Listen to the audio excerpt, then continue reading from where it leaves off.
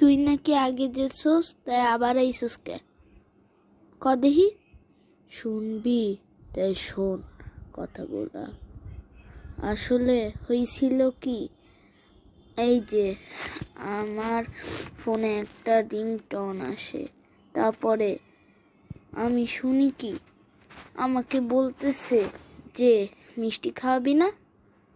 আমি কইলাম যে ওইখানে আছে দোকানে, তুই নিয়ে খাইয়াই।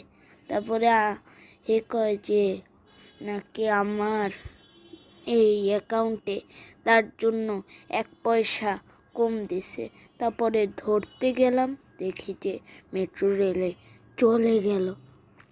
তারপরে আমার অনেক খবর উঠলো। তারপরে আরেকজনকে আমি মেরে 5 টাকা ছিনিয়ে নিলাম।